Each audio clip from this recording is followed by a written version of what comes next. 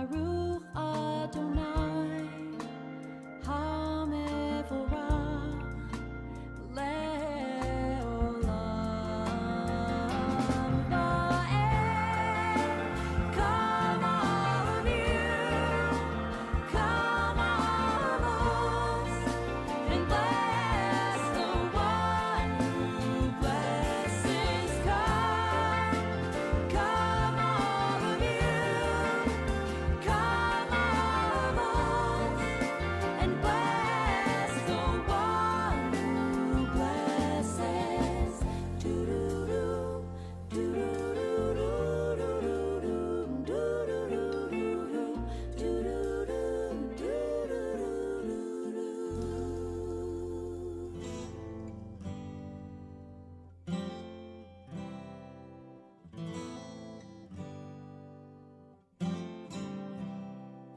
Am I awake? Am I prepared? Are you listening to my prayer? Can you hear my voice? Can you understand? Am I awake? Am I prepared? Ya la la la la, ya la la la la, ya la la la la, ya la la la la, ya la la la la, ya la la la la, ya la la la la, ya la la la la. Am I awake?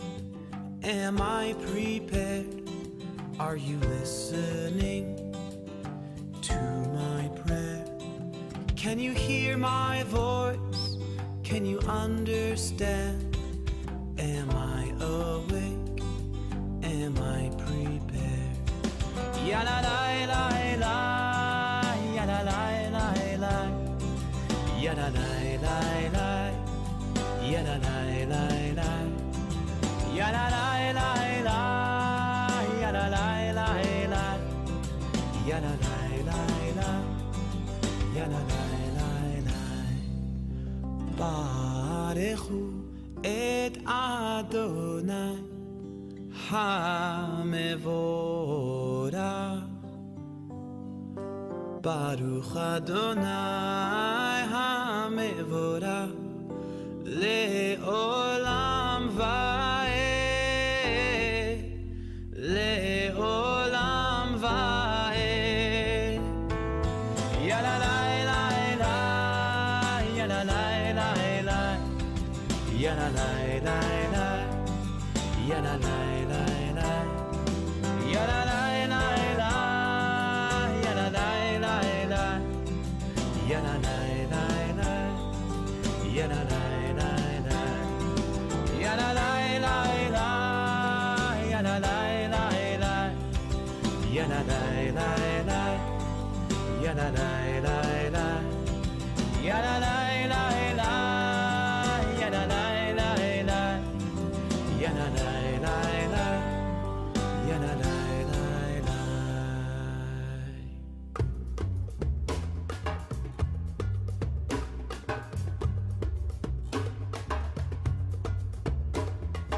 הנה מה טוב ומנעים שברחים גם יחד. הנה מה טוב ומנעים שברחים גם יחד. הנה מה טוב ומנעים שברחים גם יחד. הנה מה טוב ומנעים שברחים גם יחד. How good it is, how sweet it is, to be together on this stage.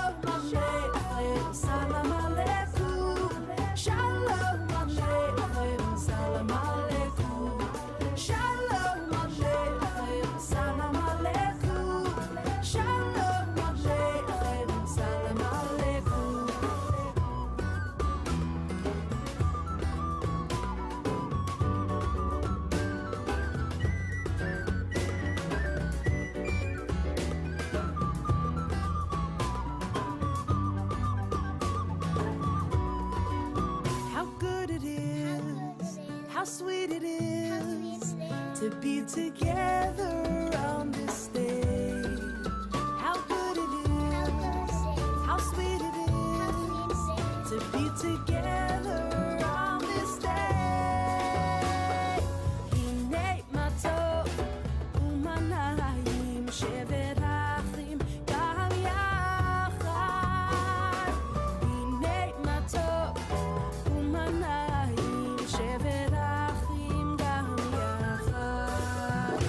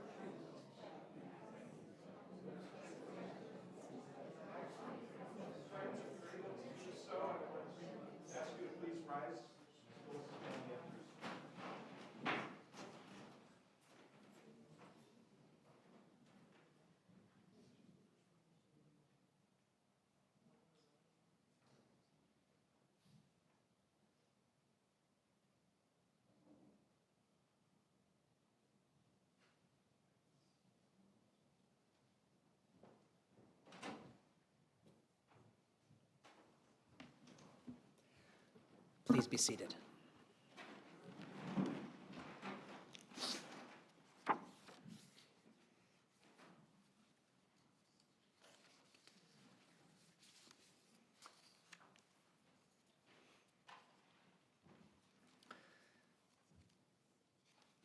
Friends, good afternoon and welcome to Temple Israel.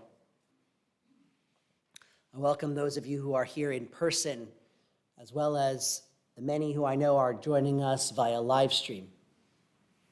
I'm Rabbi Michael Friedman, Senior Rabbi here at Temple Israel. It's particularly nice to have our Rabbi Emeritus, Bob Orkand, and his wife Joyce with us here as well. They, like so many of you, have traveled a decent distance. Some by car, some by plane, some from distant continents, to be here, to gather in love and in memory and in support. Support of Ken and Matt and Evan and the extended Peck and Makovsky family. It's really uplifting to see so many of you and to know how many of you are joining us via live stream as well, via the magic of technology. Phyllis would have loved seeing this gathering. She would have loved seeing it especially after several years, first of pandemic, where visiting and seeing so many of you was difficult, and then a period of illness, which compromised her own health and her ability to interact face to face. And so, even with our sorrow, we are glad for the ability to be together, for Phyllis's love that unites us, for the memories that we bring to this place, for the many gifts of Phyllis's heart and soul that we will celebrate and remember and share stories about today and in the days to come. For all of this, O God, we are ever so grateful today.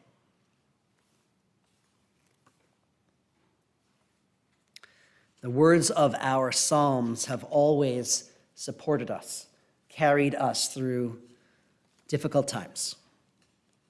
And today they are as appropriate and important as ever. Esa einai el heharim me'ayin yavo ezri, ezri me'im Adonai osei shamayim va'aretz. Al yitein lamut raglecha, al yanum shomrecha. Hine lo yanum velo yishan shomer Yisrael. Adonai shomrecha, Adonai tzilcha al yad yaminecha. Yomam hashemesh lo yakeka ve'yareach balayla. Adonai yishmorcha mikol ra, yishmor et nafshecha. Adonai yishmor tzeitcha uvoecha, me'ata be'ad olam. On days such as these, we lift our eyes to the mountains and we wonder, from where shall our help come? And at that time, we know that our help comes from Adonai, maker of heaven and earth. For God shall not let our foot give way, our protector will never slumber. For the guardian of Israel never sleeps. God indeed is our guardian. God is our protection at our right hand, so that the sun shall not strike us by day, nor the moon by night. May God guard us from all harm. May God guard us from all harm. May God guard our souls, our going out and our coming in, our going forth and our returning home, now and forever. Amen. And the 23rd Psalm, which I'm about to share, is the biblical poet's vision of a perfect life, a life of comfort and fulfillment and ease and peace. Adonai ro'i lo eksar, binot deshe yarbitzeni, al me menuchot yenachaleni, nafshi yishovev. Yancheni v'magle tzedek lema'an shemo, gam ki elech begei tzal mavet, lo ira ra, ki ata imadi. Shivtecha umishantecha hema yanachamuni. Taroch lefanai shulcha neged surarai. Dishanta vashemen roshi kosi revaya. Ach tov vachesed yurdefuni kol yemei chayai. Veshavti bevet Adonai laorech yamin. God is my shepherd, I shall lack for nothing. God helps me lie down in green pastures, leads me beside still waters, and restores my soul. God, you lead me in the right paths for the sake of your name. And even when I walk through the valley of the shadow of death, I shall fear no evil, for you, God, are with me. Your rod and your staff, they comfort me. You have set a table before me in the presence of my enemies. You have anointed my head with oil, and my cup overflows. Surely goodness and mercy shall follow me all the days of my life, and I shall dwell in the house of God forever. Amen.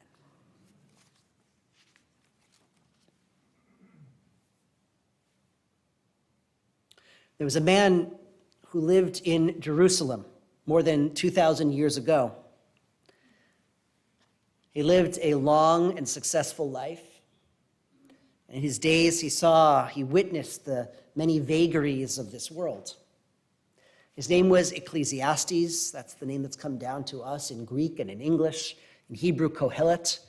In either language, the name means the gatherer, the one who brings people together, as Phyllis has brought us together today.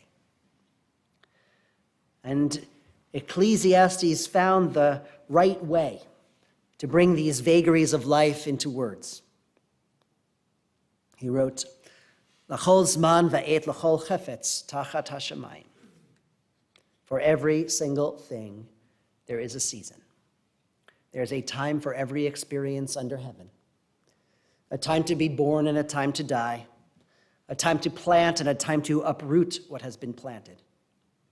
A time to tear down and a time to build up. A time to weep and a time to laugh. A time to grieve and a time to dance. A time to throw stones and a time to gather stones together. A time to embrace and a time to refrain from embracing. A time to seek and a time to lose. A time to keep and a time to discard. A time to tear and a time to sow. A time to keep silent and a time to speak. And so speak we shall on this afternoon and this evening and days to come of our dear wife and mother and sister-in-law and aunt and friend, Phyllis Makovsky. Phyllis grew up in Queens and from her earliest days pursued academic success. She received her BA at Barnard and her master's in teaching at Harvard. Phyllis was an excellent mathematics teacher. And one of the places she taught was Great Neck South High School, which happens to be my alma mater, although she left a couple years before I attended school there. Phyllis and Ken met at a Barnard College mixer in 1972. Ken arrived and saw a striking young woman at the welcome table. And he never made it beyond that table. They got to talking. He asked her out for coffee and pastry down in Little Italy. They were engaged 3 months later and married 3 months after that.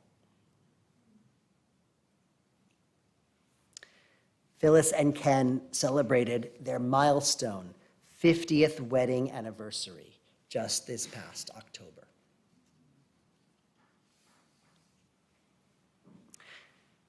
Ken referred to this wonderful and successful marriage as a beautiful partnership. They each knew what they were good at. Ken ran the business, Phyllis ran the house. But beyond their roles, what Ken said is that Phyllis was always one of the most astute people with one of the best brains that I've ever met. In particular, she was a great listener. She paid remarkable attention to people. And I know that is why so many of you are here and so many of you are with us via the live stream, because you knew that Phyllis paid attention to you and that she really cared. She remembered. She understood. She was a good friend, a good wife, a good mom and mother-in-law, a good sister and sister-in-law.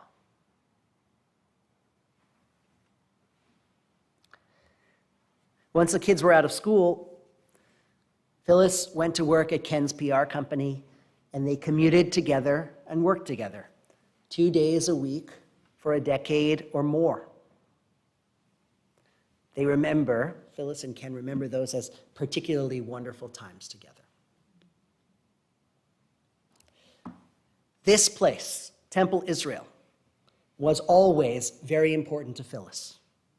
It was her Jewish home for many years. Phyllis chaired the education committee here and served on the board of trustees and the executive committee. Just yesterday, a fellow board of trustees member recalled, Phyllis was on the board when I joined it, and she was so impressive. She taught me so much about what was important in the board's work, what to focus on, what to pay attention to, and what really didn't matter. Phyllis was always direct and always in a very helpful way, not in a haughty way that others have. She really just wanted the best for this place and for all the people that it served.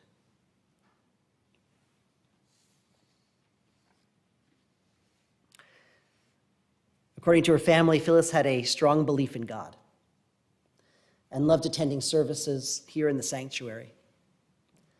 When she could not attend, first because of the pandemic and then because of her leukemia, Phyllis and Ken participated regularly, first via Zoom and then via live stream. Phyllis was also a leader in Hadassah throughout the years. So considering all of that, it is fitting that this is the place where we have all gathered to honor her, to share stories, and to say farewell. In recent years, as you all know, Phyllis was diagnosed with leukemia, and she was determined to fight it with all of her strength. And she did that. She maintained hope throughout the disease until she reached the stage of palliative care. Her passing last week was traumatic and sudden. I had spoken to her just, a couple days before? And yet it was merciful because it saved her from what would surely have been a very long, difficult, excruciating decline. We're grateful that last Thursday she had a good morning, which was notable because mornings had become difficult for her. And then midday she fell, and due to the disease, her blood couldn't clot. And she died of a brain hemorrhage early that evening. Her righteousness, her goodness will always be remembered and will always be a blessing. I invite Ken to the bema.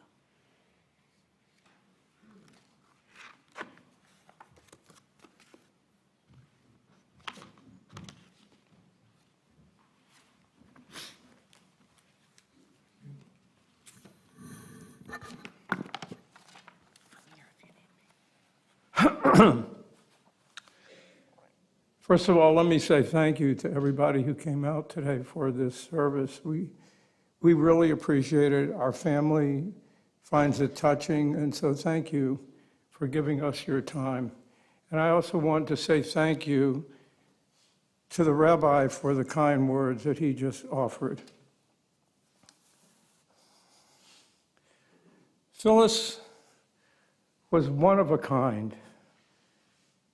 She was a gem that I had the good fortune to meet 50 years ago.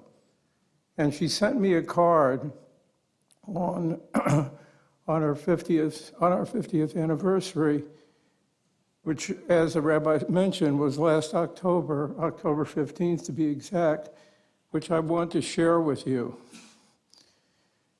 It is a window into her heart and caring soul that tells you about her character and our relationship. I want her words to echo and be a presence here today, because the praise that she offers me, I feel definitely in reverse for her. So here goes it as she put it. April 9th, this is Phyllis talking. April 9th, 1972 was a day that would change my life forever. I have shared an amazing life with you, and I can't believe it is now 50 years since we married. My life has exceeded all expectations. I admire you in so many ways. I admire your generosity, your caring, your devotion. I am so proud of the business that you have built, which has afforded our family a lovely lifestyle. You have an amazing work ethic. I've loved traveling with you.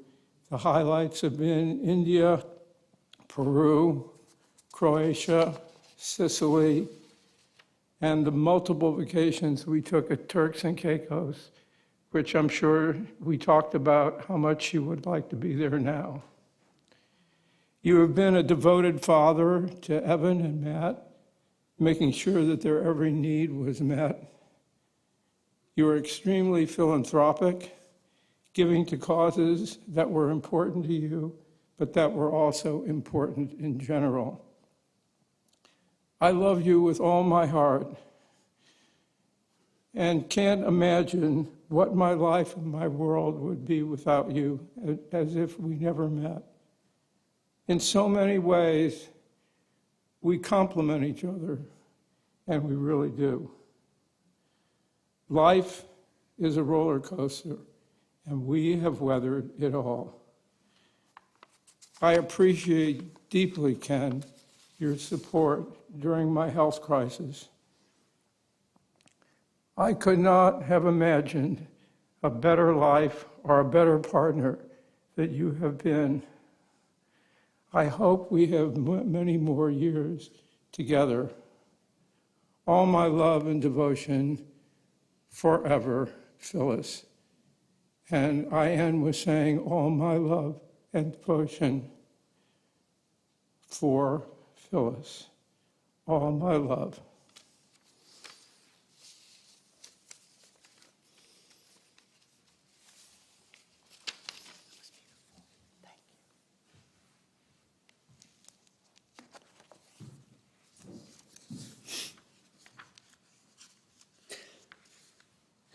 I'm pleased to invite Phyllis's brother, Steve Peck.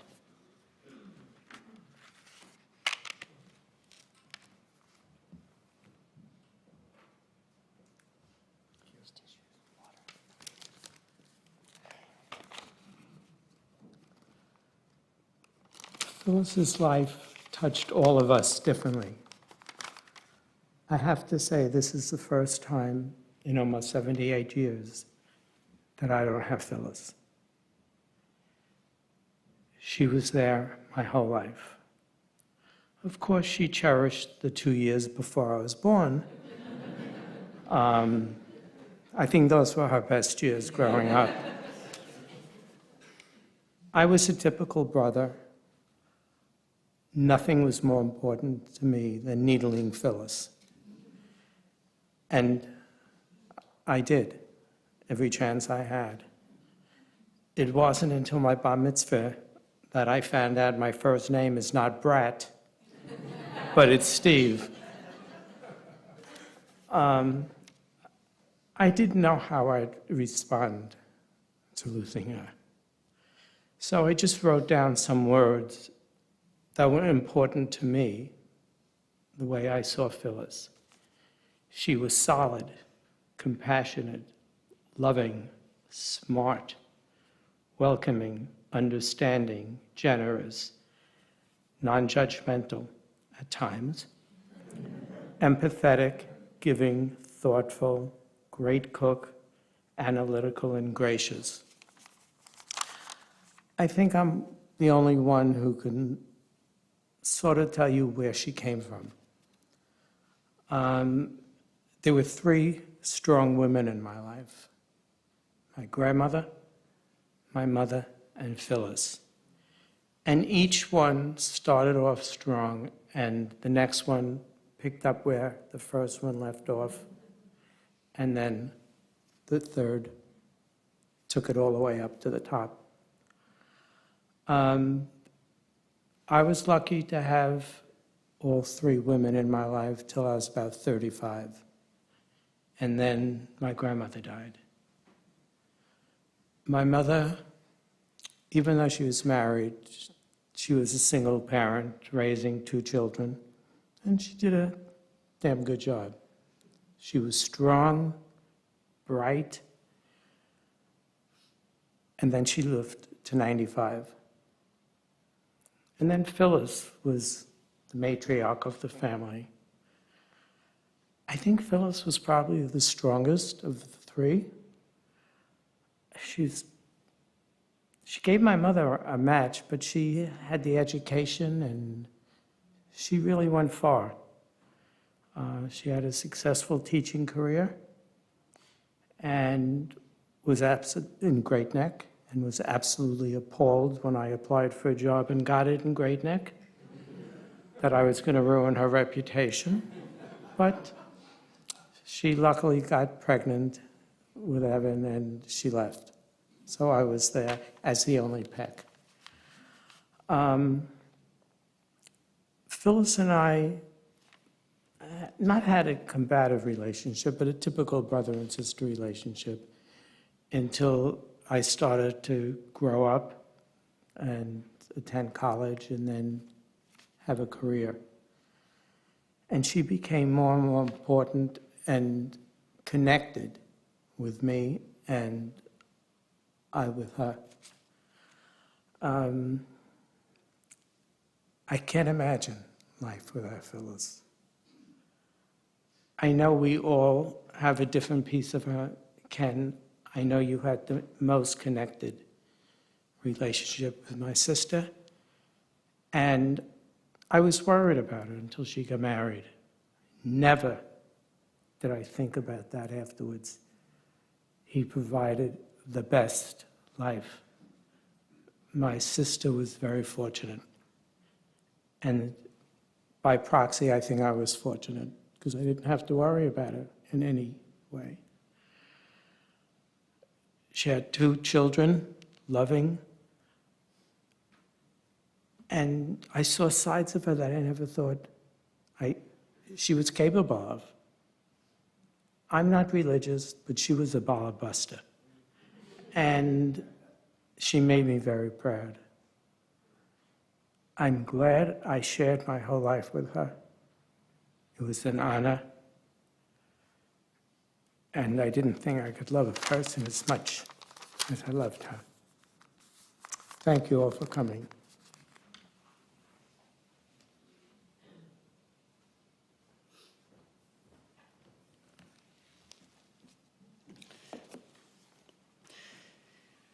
At this time, we're going to hear from three of Phyllis's very best friends. First, Lois Perla, then Peggy Budd, then Arlene Trope.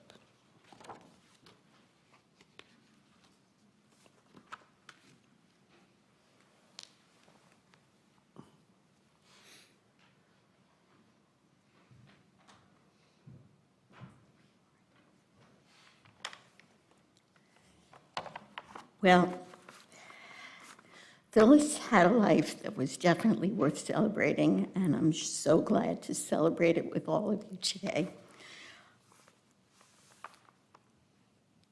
Phyllis was caring, courageous, intelligent, and probably the most organized person you have ever met. Any of you who have had dinner at the Makovsky home can attest to that.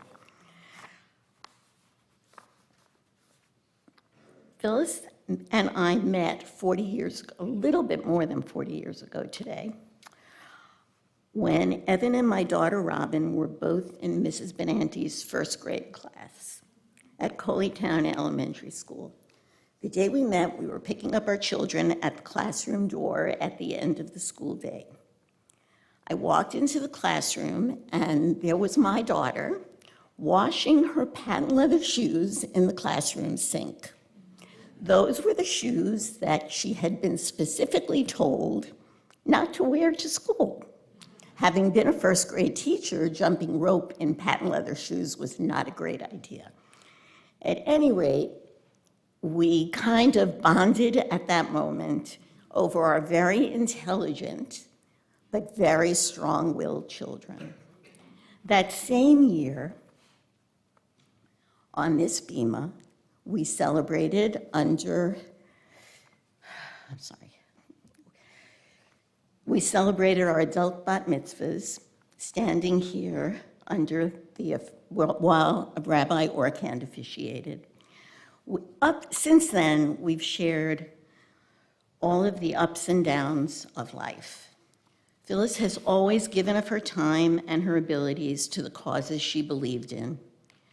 She saw her work at Norwalk Hospital as a chance to give back for how supported she had felt when she was sick. She spent years on the board of the synagogue, as the rabbi mentioned, and as the chair of the education committee. I actually, in the synagogue Philip and I belong to in Vermont, the Israel Congregation of Manchester, one of my closest friends in that synagogue succeeded Phyllis as the board chair of the education committee. So it is really a small Jewish world. Over these past 40 years, Philip and I have shared so much with both Phyllis and Ken. These are memories we will both cherish.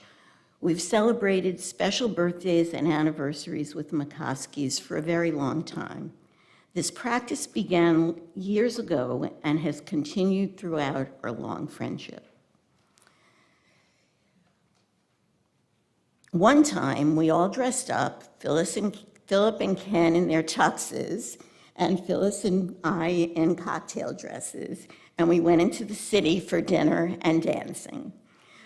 I could tell you many more of these instances, but this is for talking when I'm not standing up here.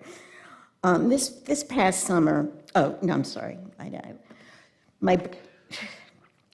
on my birthday this August, which would have been one of those birthdays that we would have been celebrating together, but couldn't, Philip took me to an outstanding restaurant in Woodstock, Vermont.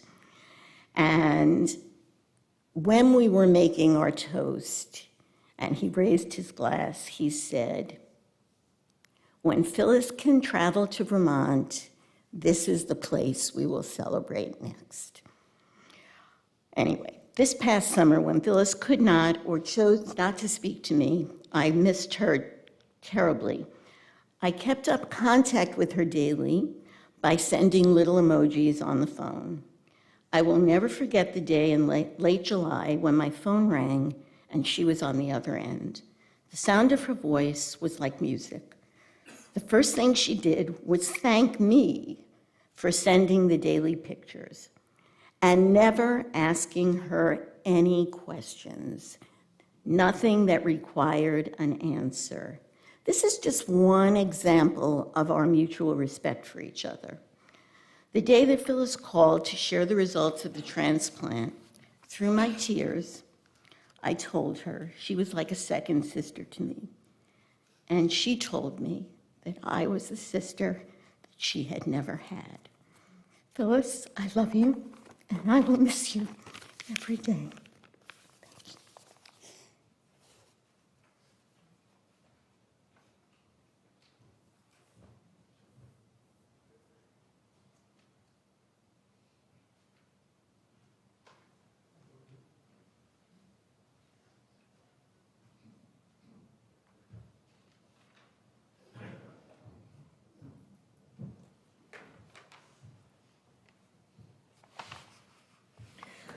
Ken, Matt, and Evan, I can't begin to tell you how sorry I am, and to the rest of your family. I was so honored when you asked me to speak about Phyllis. From the moment we met 40 years ago, we seemed to form a long and lasting friendship. Great friends are difficult to find, which is why I feel so lucky that we found each other and formed that instant friendship. Phyllis is one of those friends that everyone hopes to find, but yet so many people never do. She was there for me as I traveled the roller coaster of life, and I was with her as well. During these last few years, first due to COVID and then her illness, we weren't able to spend time together face to face, although we did sneak in a few outdoor chats. Of course, we mostly talked on the phone, texted, and emailed each other, sharing our ups and downs. Sometimes I, too, would send her an emoji. I'd say, "I love you," or it would just be, "I'm thinking of you." Again, no answer was required. But I knew that she knew how much I cared about her. When Phyllis was living in New York during her treatments, we didn't see each other, except one time when she came up to Westport for the weekend. However, we did speak a lot and texted frequently. As soon as she returned to Westport in December, I visited with her about every other week. Around her birthday, she even let me bring lunch. And as we sat there in their kitchen, eating lunch and chatting, there was something, that out-of-body experience where it was like, I felt like we were together and it all was just back in the past. About 2 weeks ago, I actually had my last conversation with Phyllis. Of course, at the time, I didn't know it, but it's a memory that I'm going to cherish forever. We sat together in her living room, talking about the books we read, Netflix shows we had watched, politics, and our families. We never seemed to lack for topics to talk about. Over the past 40 years, we've laughed together, cried together, and supported each other when we lost our moms. We celebrated mitzvahs together, bar and bat mitzvahs, and weddings, and many, many holidays. Rosh Hashanah, Thanksgiving, and Passover, to name a few. Due to COVID, the last time we celebrated a Passover together was March 2019. And recently, we were speaking that hopefully this Passover, we could be together. Now, I'm sure all of you know, Phyllis was a great cook. But to my family, she was even a better baker.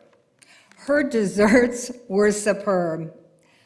Whenever Phyllis and Ken came to our house for dinner, she would say, "What can I bring?" Of course, I wanted to say nothing, but I had to say dessert.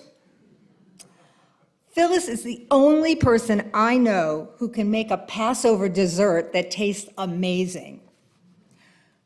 Over the years, Matt and I and Phyllis and Ken have enjoyed dinners, conversations, special moments together, whether in a restaurant, at an event, or at our homes. We even enjoyed a few magical sails on our sailboat. I will miss Phyllis, and I hope my words are reflecting my feelings. Phyllis courageously fought her illness. She was determined to get cured. She never gave up. She loved life. More importantly, of course, she loved Ken and Matt and Evan. They were her life. She also loved her family and those friends that she cared deeply about. In the words of Maya Angelou, there's a marked difference between acquaintances and friends. Most people don't become friends, she says, but rather they become deep and serious acquaintances. That's because when you form a friendship, you get to know the spirit of another person, and you value, and your values coincide. Phyllis, you are one of those rare friends. I will miss your smile, your voice, and your kind heart. Yet I know that your spirit will remain with me forever. This past Thursday, Phyllis wrote me a note, and she said she didn't want to chat anymore. I felt a lump in my throat. I want to share my response. And Phyllis, I hope you hear me. All I wrote to her was, I'm here. I love you. I'm thinking of you and sending you lots and lots of hugs. Great friends are hard to find, difficult to leave, and impossible to forget.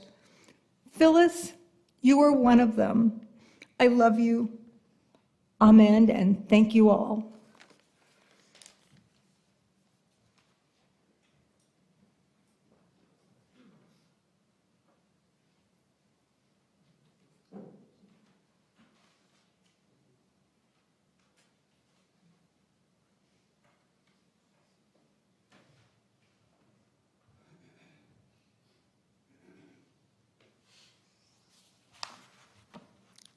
Phyllis was an extraordinary person. She was modest, generous, kind, philanthropic, and extremely intelligent. Phyllis had a strong moral compass and a mathematical, razor-sharp brain with an uncanny ability to remember names and places. Anyone who spent time with her knew what an inspiring person she was. Phyllis and I met at the old YMCA in downtown Westport over 25 years ago. I was impressed with her discipline, her weight training routine, and her aerobic workouts. We had a lot in common, 2 sons and wide-ranging interests. When I learned that Phyllis was on the board of Temple Israel and in charge of the religious school committee, I called her to seek advice on how to prevent my 2nd grade son from hiding from his religious school teacher. As Phyllis's son, Matt, was 3 years older, she could relate to what I was going through and gave me great advice. I thought to myself, what a wonderful, selfless person Phyllis was, to spend over an hour on the phone with me, giving me counsel. Gradually, our friendship deepened. Several years after we met, we started taking each other out for our lunches to celebrate, with our favorites being Del Pietro's and Tarantino's, and each one was so amazing. Phyllis and I would look forward to our lunches and discuss everything on our minds. Phyllis was extremely worldly and very well read on local, national, and world events. We had interesting conversations about politics, the environment, and our children. Phyllis spoke with pride about her family, sharing stories about Evan's skiing adventures and sports announcer position in St. Louis, Matt's football success, and job at Nike in London, among other things. She also described her wonderful trips with Ken throughout the world, as well as their Manhattan life attending concerts, galleries, museums, everything. Such an exciting and fulfilling life they had. There was never a dull moment for this amazing couple.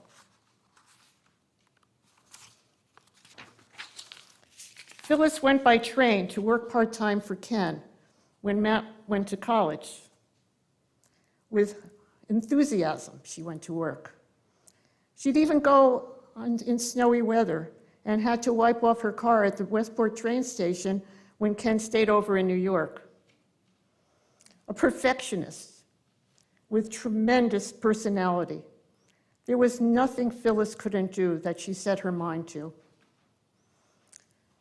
Phyllis was an extremely kind and generous person and mentored a Staples High School student for many years after she graduated. She was a true humanitarian and very humble and unassuming. Phyllis was a reliable source of information, from hairstylist to college advisor, airport driver, butcher, repairman, fish, produce, and meat stores. Phyllis knew the highest quality choice, as she had the highest standards. Phyllis was open to new adventures and joined me for a concert featuring the Tower of Power at the Klein Memorial with a rowdy beer-guzzling crowd. And she stayed till the end. She was a very good sport. She also attended classical music appreciation classes with me at the Lockwood Matthews Museum. Phyllis was a thoughtful and kind person. She never missed my birthday or anniversary and always sent me a beautiful handwritten thank you note. She was a very, very good listener, and even near the end, wanted to hear about me and my family. It was a privilege, a great privilege, to have Phyllis as my dear friend for so many years. I will cherish the wonderful memories and greatly miss her for the rest of my life. Thank you all.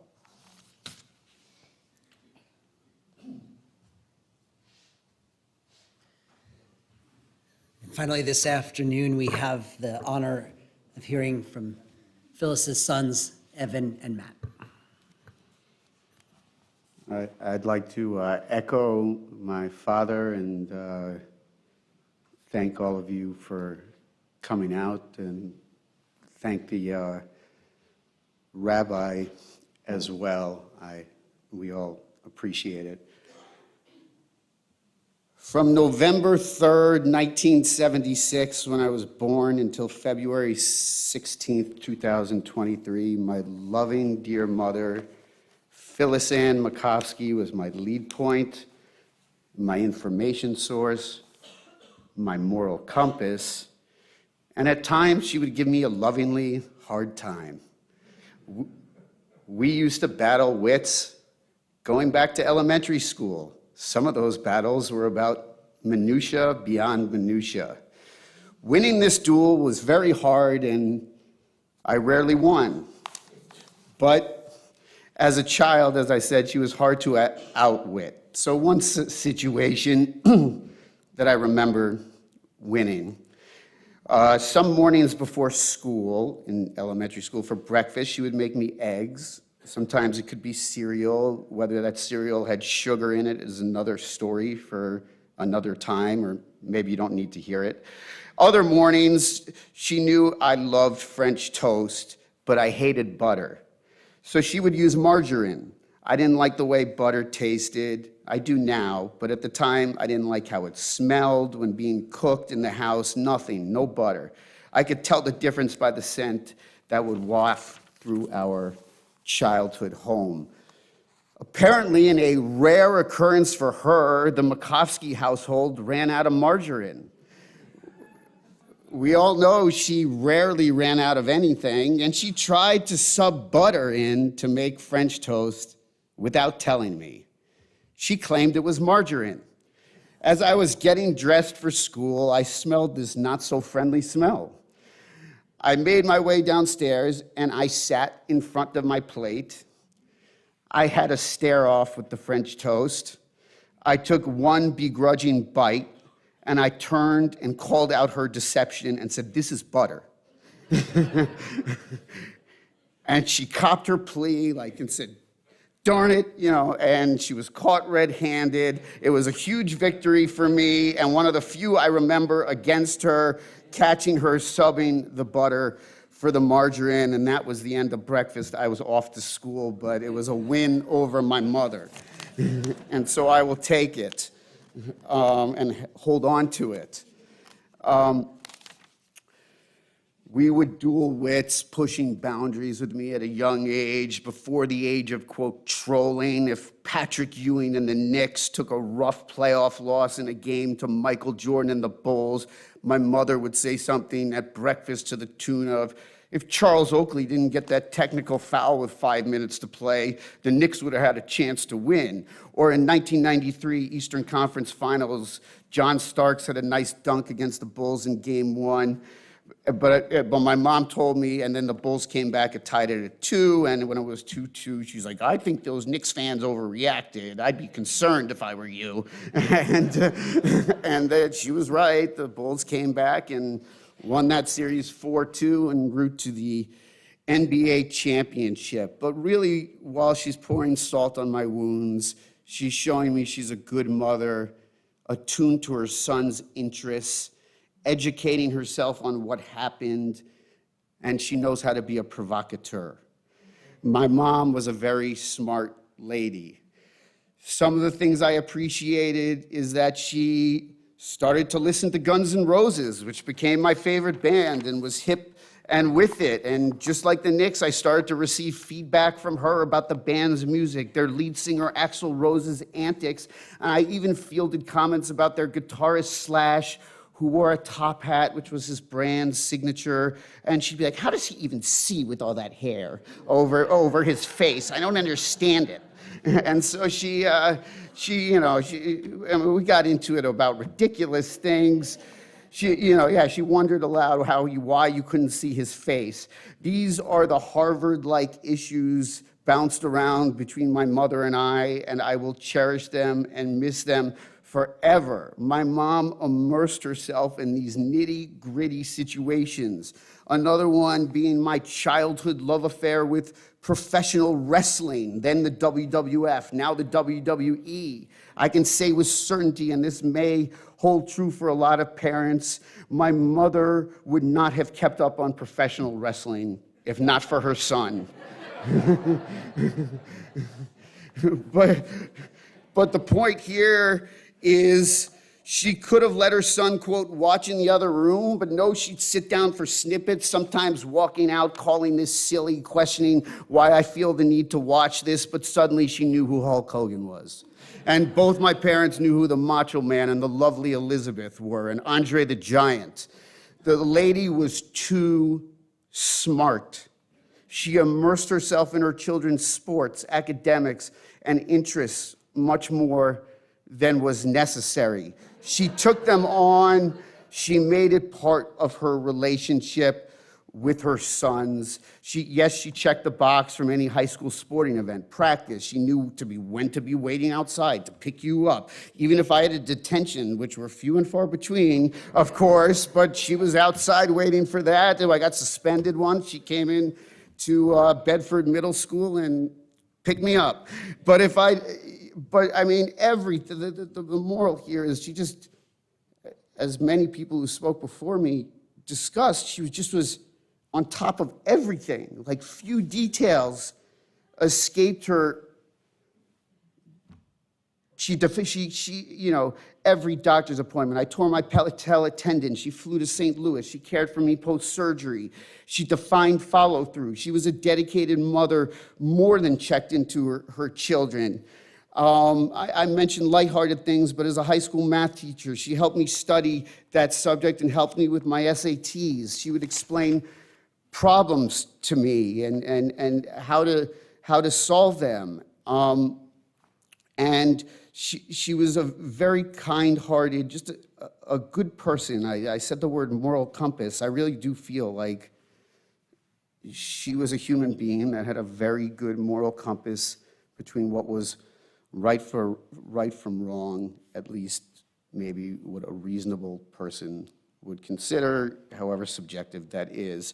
So thank you for having And many of you also in the audience may agree, a good feel of right from wrong, being such a moral compass, being level-headed. Thank you for being a great cook. She was top-notch. Thank you for raising me.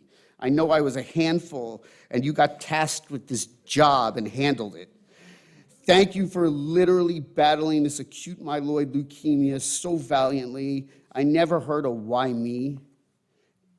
And not that any cancer patient deserves this awful disease, but my mother, as far as handling what was in her control when it comes to one's health, well, she did. I knew few people healthier than her. I'm talking now pre-cancer, but even she worked out. She watched what she ate. I used to go to the gym with her when I would be home visiting. It's already been covered, from the PTA to Temple Israel to sports to recreation. She did so many different things, and she was just the most dedicated, all-in wife, mother, friend, and colleague. So I can go on and on about my mother. She was a confidant.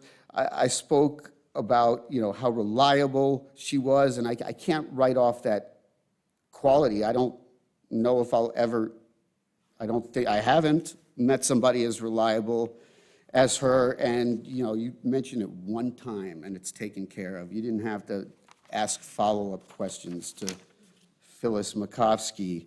So,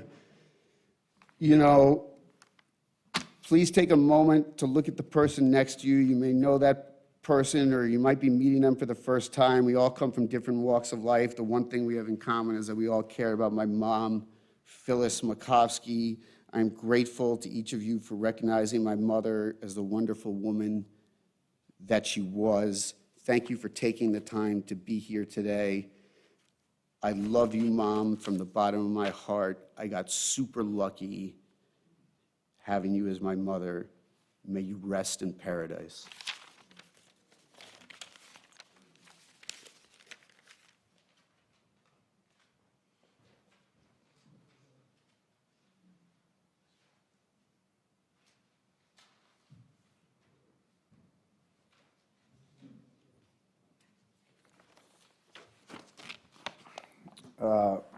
Well said. I just want to thank everybody for coming out today. It means a tremendous amount to me and my family. So many beautiful remarks by everyone that went before me, and I'll be brief. But my mom was such an immensely kind and loving soul, and she spent so much energy investing that into her friends and her family. And so as I look out and see everybody here today that loved and cherished my mom, it warms my heart, because that love is being returned, and that's reciprocity. So we're here to honor her and forever love and be on Team Phyllis. Let us celebrate a one-on-one person who lived an incredible life. She was a rare breed, a girl from Queens who put herself through Harvard, a teacher who was an amazing wife for 50 years, and a uniquely qualified mom. I always knew that I was lucky, but I have never in my life been more inspired by someone's character and actions than the way my mom tackled these last 15 months. She's my hero. We became thick as thieves, best friends. I wanted to do everything in my power to support her. We got to spend so much quality time, and in being by her side, I became forever changed. She was so easy to and deserving of love. And in loving her, I learned to love unconditionally. And I told her that she gave me that gift. It didn't matter if we were at the hospital or at home. I just wanted to be with her. I told her I didn't want anything left unsaid between us. And so we talked with each other every day and truly opened up to one another. And there came a moment in the process when I didn't really have the words to say or really know what to do to make it better. I was just looking for the most powerful shot I could fire that would keep a smile on her face and forever let her know exactly what she means to me. So I started to write a song. And when I thought I might be onto something, I locked myself in my studio till I got every word to feel right. And I sang it with everything that I had in me. We went to Sloan Kettering together for one of her treatments, and I told her that I had something for her when we got back to the apartment. We sat down together, and I played this song for her. It's called You're the Reason, and I want to play it for you now. Mom, I love you.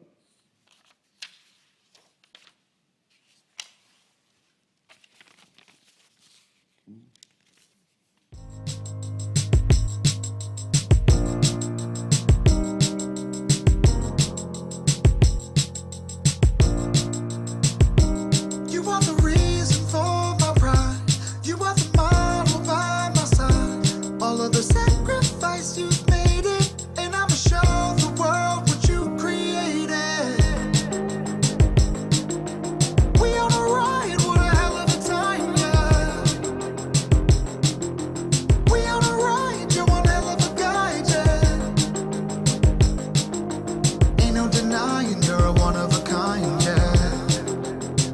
And I need you to know, to know, to know, to know. You're the reason I ain't ever gonna stop. You're the reason that I'm running to the top. Cause you love me when I'm down. You're the one for me, you'll always wear the crown. You're the reason I ain't ever gonna stop. You're the reason that I'm running to the top. Cause you love me when I'm down. You're the one for me, you'll always wear the crown. All I'm trying to do is make you proud. It's always you, whoa. And I'ma show you when I sing the words aloud. It's all for you, whoa. We on a ride, what a hell of a time, yeah. We on a ride, you're one hell of a guy, yeah. Ain't no denying you're a one of a kind, yeah. And I need you to know, to know, to know, to know. You're the reason I ain't ever gonna stop. You're the reason that I'm running to the top. Cause you love me when I'm down. You're the one for me, you'll always wear the crown. You're the reason I ain't ever gonna stop. You're the reason that I'm running to the top. Cause you love me when I'm down. You're the one for me, you'll always wear the crown.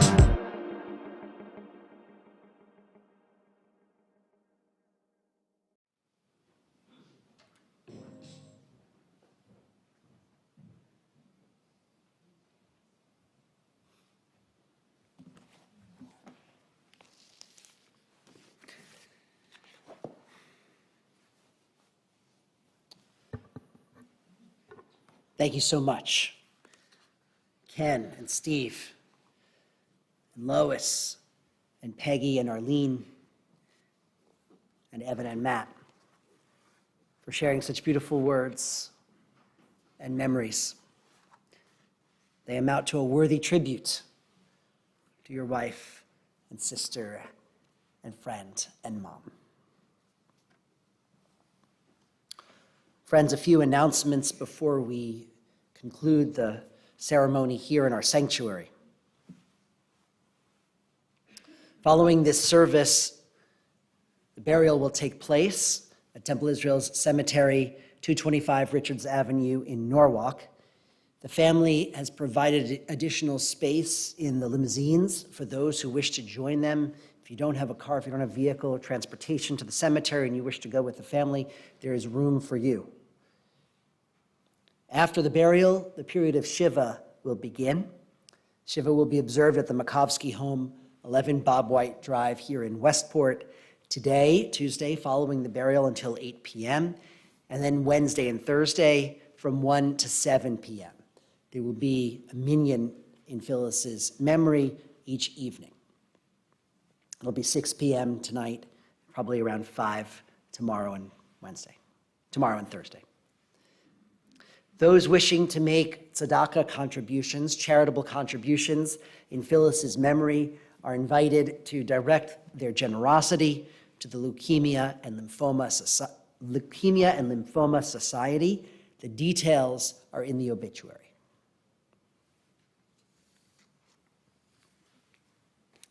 Please rise.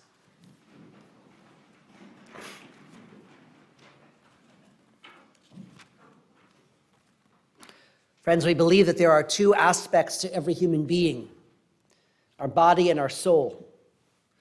Our body is the part of us that grows and matures and then later on may suffer a disease, fight that disease, and eventually succumb to it.